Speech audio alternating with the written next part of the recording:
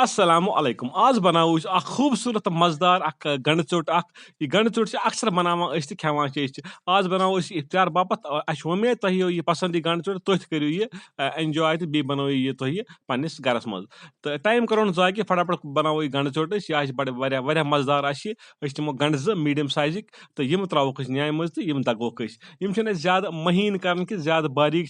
कर दगन कि वेटी वेटी थवन ताकि यह बन बड़ा बेहतरीन क्रंची बन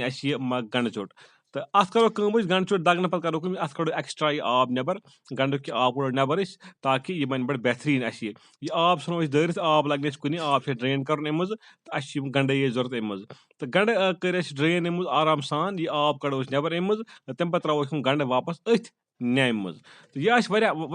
मज़ेदार चोट तुम जरूर अक ट्राई कर रेसिपी गंड त्रो न्याय मज तो अम पे करो अत त्रो पुदन पे वार मज किचन गार्डन पुदन तैयार गोमुत आज नो पुदन त्रुत तो यह आज बनाओ गोड लट अत चोट अत यम वरियुक गोडनुक चोट बनाओ अत पुदनस यह बड़ बेहतरीन पुदन ताज़ पुदन वुन ओन तुम पे वार किचन गार्डन मज तो यह त्रो अत गंडन सत तो अम पे दगोक अत त्रो फिलहाल कहीं मसाल अत दगो फिलहाल गंडन सत यह चोट दगो गंड तो बे पुदन दगोक अत इकवटे ताकि यम गसन मिक्स पान वन तो दगन पे करो अत त्रो बे आइटम सत फिलहाल दगोक मीन वाल हाव तो पे लान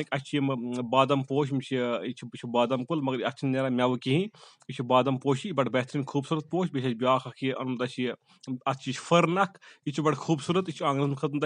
तो गंड चोट आ दगन अत गो यह पुदन तो गंड दोग असल पे अत त्रो थोड़ा दान वाल सत त्रोस रोन फुल अग सत करोक मैश रलावक दगोक ताकि यह बन मजीद बन यह मज़ेदार तुम मगर जरूर अक ट्राई कर बह वन कमेंट्सन मज यह गंड चोट क्युत अम सन टेस्ट बड्स एक्टिवेट चूंकि अक्सर माह रमजान खास मला वला कह तो रोजदरी सत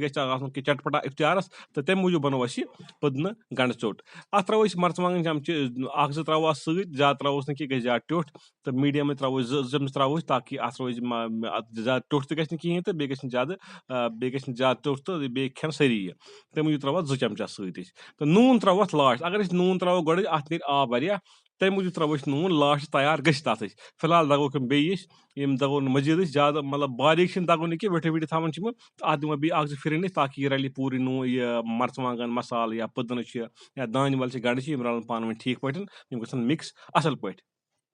माशाअल्लाह अत जबरदस्त लुक तो यह मज़ेदार इंशाअल्लाह तुम जरूर यह रेसिपी पन तो वन यह रेसिपी किस बासो तुम तुम कुछ बनो यह जोट बे बिल्कुल सहल हेको 3-4 मिनटन मन घर बन इफ्तार नजदीक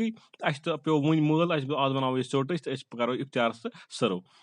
तो बड़ बेहतरीन चोट इंशाअल्लाह यह दगन दोग असल पे न्याय मज तो अत लुक तक असल अत मुश्क बड़ जबरदस्त दान वाल पुदन तो पुदनस हेल्थ बेनिफिट्स दान वाल हेल्थ बेनिफिट्स कुन दो करो टाइम वो तुम पुदनस मज कम चीज अत कम मफीद चीज तो कत हेल्थ बेनिफिट्स या दान वाल हेल्थ बेनिफिट्स अक्स इंसान खतर तो तकरीबन गो तैयार 90-95% तो अत त्रो वो नून रलाओ अत सरसी अत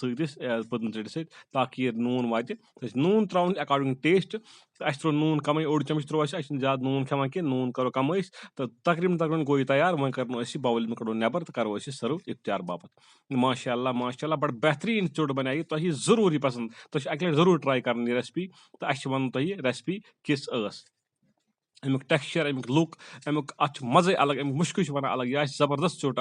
तो बे टेस्टी चोट माशाअल्लाह माशाअल्लाह तो यह पसंद चोट इंशाअल्लाह बे चीज अवेलेबल पुदन अवेलेबल दान वाल अवेलेबल घर मन पे तो बे खुदा सवाल अस्सलामु अलैकुम।